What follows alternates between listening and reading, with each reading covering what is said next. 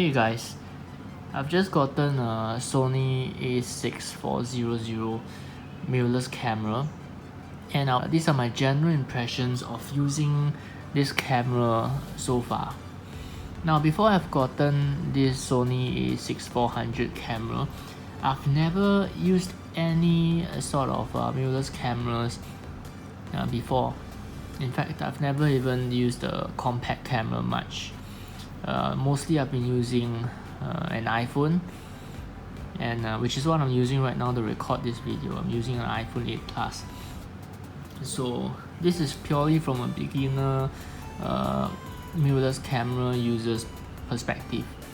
Of course, I have in class when I was studying as a student, I have been in some very short beginner level type of photography class where I've used DSLR before, but that was about quite a long time ago. My general impressions of using this camera for the last 2 months is I'm very satisfied. Now, when I was choosing to get a mirrorless camera, I was considering a lot of options. I was considering getting possibly the Canon M50, and this was actually something that I thought about getting a camera since last year, before this model even came out, the A6. The points I'll be discussing as a beginner camera buyer for mirrorless are the things that I considered when I was choosing between all these different cameras to start out with. First thing is lens selection. Lens selection because you want, no matter how good your cameras are, you want some compatible lenses. Other things will be like handling in terms of the camera size, the weight, portability, because I'm not a professional, I'm just using it for amateur use, enthusiast use. So I want something portable that I will actually bring out, because what good is a camera, no matter how good it is, if I don't have it with me, it's not of much use. And of course, other things will be ease of use, the software, the customization, autofocus, and one of the things that are important to me is low light performance. So I'll go through these things one by one. In terms of lens selection, I would put this in a similar category of consideration as barrier to entry in terms of cost. So that would mean how much would it cost for someone like me who wants to just get into the mirrorless camera game and try out all the features and see how much of an improvement a mirrorless camera is compared to a phone. How much would it cost for me to do that, to use a mirrorless camera and see its advantages? For the price that I paid for both the camera body and the kit, just using these two alone, I'll be very happy with the performance, because I've compared the shots that I've taken with this and a phone, and the difference is not even close. There's so many different things that I can do with just the kit lens of the 18 to 135 kit lens compared to a phone. And I mean, this isn't really a kit lens. The actual kit lens is the 16 to 50 mm, but this is something that I can get together with the body at a bundle price. So I consider this as a kit lens as well. What I was getting about was barriers to entry in terms of the cost. Cost wise, it's not the most expensive, but it's not cheap either. If you're just thinking to get a body and a kit lens, this is very good. Even with this alone, I'm very satisfied. And then I have the next lens I got was a prime lens, the 35mm, and then a Sigma lens, the 16mm, and this really covers my bases for me right now. This zoom lens, 18 to 135, it's an all-around lens. It's a travel lens. If I had to bring just one lens to do everything, this would be it, and most of the time I'll be satisfied. I wouldn't miss any shots. This 35mm is for more of portraits and close-up shots. It's not really a portrait camera. I mean, it's not really a portrait lens, but it can be. In terms of the bokeh, the sharpness is a step up above the kit lens, so it has its place. One thing that I would use this for is low light video recordings for concerts, because I'm someone that likes to go to music events. So this is something that I would really find very useful with its 1.8 aperture, and with its optical image stabilization. These are the two things that will help me to take better videos in low light. Next lens I'll have is this 16mm Sigma lens with a 1.4 aperture. Quite a heavy lens. It's much heavier than the kit lens, the 18 to 135. It's good for wide landscape shots, very sharp. The bokeh is really nice. It's sharper than this 35mm Sony, but this is very light. I can carry this around anywhere. The next point I want to go through is the handling of the camera. And this camera handles quite well. It's very light. It's very comfortable with the kit lens. I can just hold it like this. I can get very steady shots, going all the way to a shutter speed of 1/30th of a second or 1/25th of a second. I can get relatively shake-free images. Sometimes if I am steadying myself properly, I can even go down to 1/20th or 1/13th of a second. I am quite happy with the flip-up screen, and I know a lot of people have commented that the flip-up screen is in a location that blocks the hot shoe for an external microphone, but this hasn't really bothered me, and the main reasons are because of the way that I use the flip-up screen for, and the things that I use the flip-up screen for. Let me explain. So the way I use the flip-up screen is mainly having the camera stationary. I don't hold it around to vlog.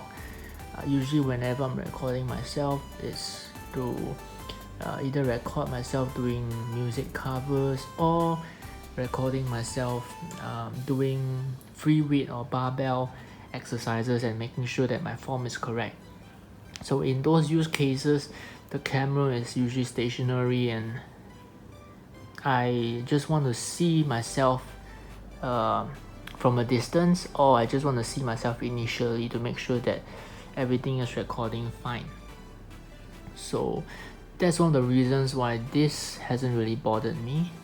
And another reason is because the internal microphone, the things that I use it for, recording music events, it hasn't bothered me that much, because what I've recorded were both acoustic events as well as more of a rock mini concert events. And for the acoustic events, the music actually sounds pretty good with just the internal microphone. Even when I'm recording myself doing acoustic covers, it sounds decent. Acoustic events, it sounds pretty good on the internal microphone. If you're vlogging and there's no harsh conditions with a lot of wind, the internal microphone will do fine. But I did notice that when I was recording more of the hard rock mini concerts, the sound could be a lot better, and that's where you want an external microphone. But if you're recording a concert with an external microphone, you wouldn't be using the flip-up screen to record yourself anyways. You'll be more focused on recording the performers. For normal vloggers, the internal microphone is fine unless you're in harsh conditions, and that's coming from a purely a consumer standpoint. For myself, I use it more for hobbies, more for recording events that I like to go to. For professionals, most likely they would already have some kind of cage for the camera to attach a microphone somewhere else, and then or either have a L bracket or something like that to attach the external microphone. So this is, to me, is a very small issue, and it does not detract from the camera at all. That's just my 2 cents for the things that I use the flip up screen for. I've been quite satisfied with it. So enough rambling on my end, let us move to showing you guys how the screen flips out. We just take the screen out like this. There's a plate here, and the way it actually goes above the camera is with a second plate here that brings up the whole screen by having this right angle. And using this mechanism, we can actually bring it to many different angles. We have more points here for it to move. If we want the screen to be above us, we can look up like this. If we want the camera to be below us, we can look down like this. I do prefer this compared to a screen that flips out to the side, because I do like the greater flexibility and control that it gives me having these multiple joints right here. And personally, even though I haven't used a camera that flips out to the side, I like the way that the screen goes above the camera, so that when I'm looking in the screen, it doesn't look like I'm looking at the screen, it looks like I'm looking at the lens. And these plates right here, although it looks very thin, it's made of steel, possibly aluminum, and it's quite solid. I'm not at all worried that this thing will wear out. I do feel that it will last normal use, and overall I am quite happy with this flip out mechanism for the screen. And yeah, handling wise, it's nice. They have some custom buttons here and here, over here. So C1 and C2 you can customize. Even the other buttons around, you can customize them. So I'll just show. Focus on the screen. I've actually customized this C2 button to focus reset. So this focus square that you see here, if I press this, it goes to center, back to center. Here I've set it up to C1, I've set it up to the focus type. And there's many different ways to focus. I usually use the flexible spot at the moment, so very user-friendly camera, I would say, for beginner. Even the menu system is very easy to use. There's a shortcut menu where you set up all your selections that you want to configure from the other menus. So all these other menus, you have some things like maybe you want to change the eye face autofocus setting, which allows you to change whether you want the face priority on or off, things like that. If this is some settings that you use regularly, you can set it to the shortcut menu, which is over here. So things that I put here are the zoom settings, whether I want clear image zoom to be on, the customizing of the keys itself, silent shooting, audio signals, touch function. Yeah.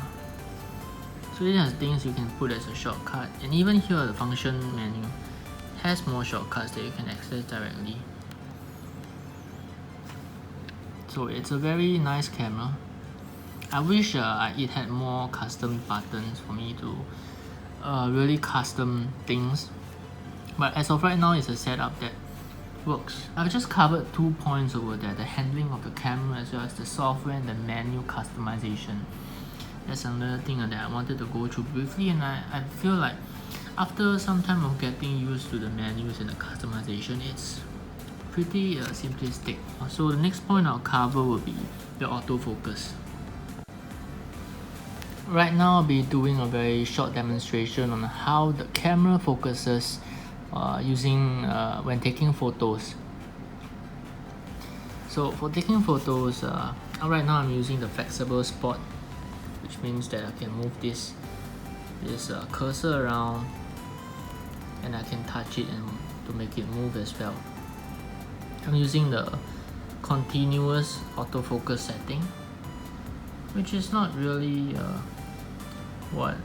it's not really the best setting to be using for still objects, but it works all the same. So right now, just touch this, hold the shoot button and it focuses, touch here and it focuses. It's doing a pretty good job. This dust blower is actually quite near my camera, so even then it's doing a pretty decent job.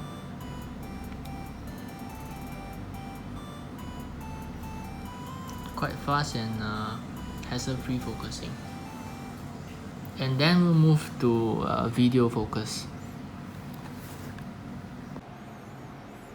Alright, right now I'm actually filming on my Sony A6400 and I'll be demonstrating the touch focus capabilities of this camera in video mode. So as you can see, now the dust blower is in focus and the prime lens in the back is out of focus. All I gotta do is touch here and it goes in focus to the prime lens, and I'll be alternating back and forth between the dust blower and the prime lens right now.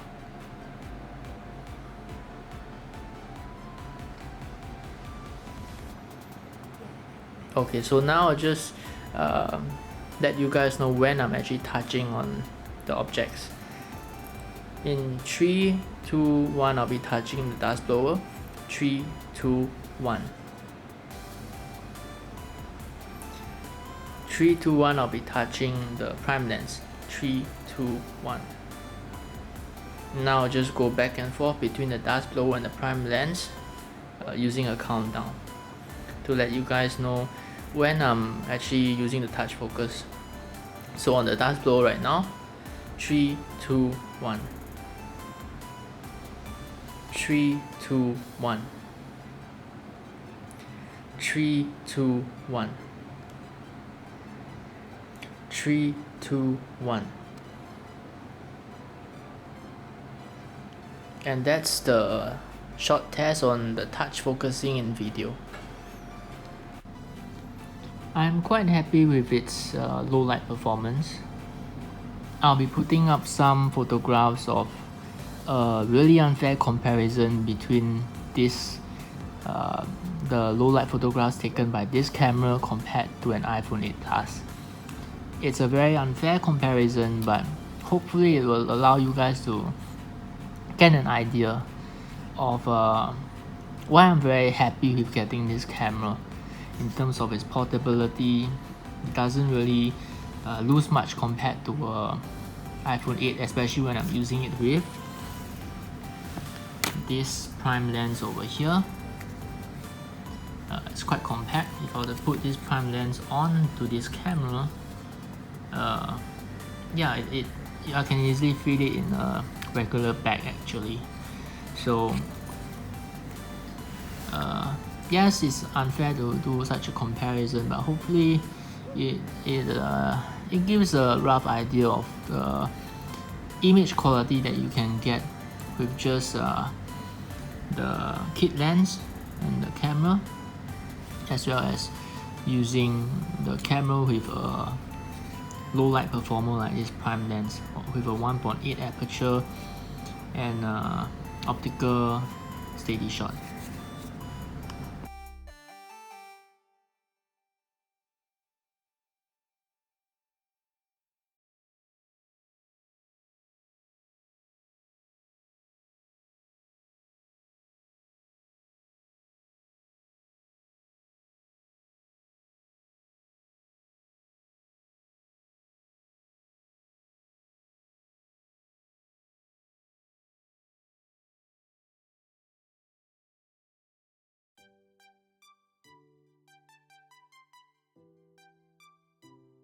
what I'm looking for is not really super professional footage. It'll be nice to have some really sharp images and feel a sense of accomplishment with taking good photographs. But mainly I want something portable that can still deliver quality results when I'm out and about and feel like I want to take photos of things that I see every day. Having a good camera is one thing, but you want it to be with you, because no matter how good a camera is, if it's not with me when I see something that I want to take a photograph of, I can just use my phone. So in that regard, I'm quite happy to have gotten this camera. It's a very good balance of quality and portability. And yeah, just even the kit lens, I don't even have to attach the prime lens. This is fairly portable. I can put it in a small camera bag. In summary, it's a costly upgrade for someone that hasn't used a mirrorless camera before, but I feel like coming off this camera as my first camera, my first experience, it has really given me a very good introduction and step into photography outside of iPhone. So these are the main points that I wanted to cover on my impressions and experience in using this camera for the last 2 months or so. Hopefully this review has been helpful for anyone that is thinking about getting this camera and is on the fence on whether they should pull the trigger or not, so to speak. And I would say yes, definitely I'm very happy with my purchase, coming from just taking photography from a phone and spending quite a significant amount on the prime lenses for this camera and the camera with the 18 to 135mm lens together in the span of 2 months. Any form of buyer's remorse? No, I'm quite happy with everything that I got. So if I missed anything, please let me know. The next video that I'll be making will likely be a review of one of the prime lenses that I got for this camera. So if this is something that you want to see, please subscribe, like, and comment down in the comment section below to let me know that you want to see more reviews from me. Also, if you want to see some more photos that I've taken with this camera, please feel free to go to my Instagram. I'll put a link in the details below. Thanks for watching.